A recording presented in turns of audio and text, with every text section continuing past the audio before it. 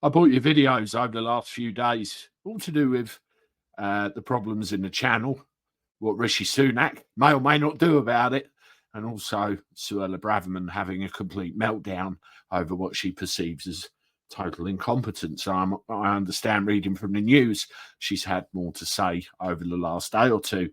Now, I bought you a video, as I said a couple of days ago. Here it is here, missing. Nice picture of the lifeboat man there. And that's the fact that 17,000 asylum applications have been denied, and they've no idea where these individuals are. They're gone.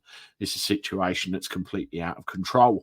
And when we look at Rwanda, you can see here Rishi Sunak set to give Rwanda another 15 million quid as he attempts to save asylum plan. This is all in the news. Now, if you believe they have no intention of stopping the boats whatsoever, subscribe to the channel, because believe you me, you won't be alone in that thought. Now, James cleverly has come out with a 5-point plan. Yes, 5-point plan in which he can reduce migration by 300,000 in a year. Now, I've got a couple of things I want to point out about this, but let's run through this very closely first of all and see what we come up with. There's old Rishi again. Now, Home Secretary said today's measures will mean 300,000 people who came last year would now be denied visas. He said the government will raise the minimum salary threshold for work visas to 38,700 and ban care workers from bringing their dependents across. Scrap the shortage of occupation list and replace it with a new immigration salary list. They'll raise the income needed to bring family into the UK to £38,700 and review the graduate visa route. That's actually quite expensive in itself at the moment. From January 24, the right for international students to bring dependents will be removed unless they are on postgrad courses designated as a research program. We'll always want to attract the global's brightest and best.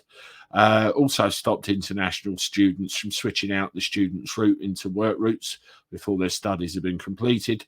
These changes will have a tangible impact on net migration. 153,000 visas were granted to dependents in the year ending September 2023.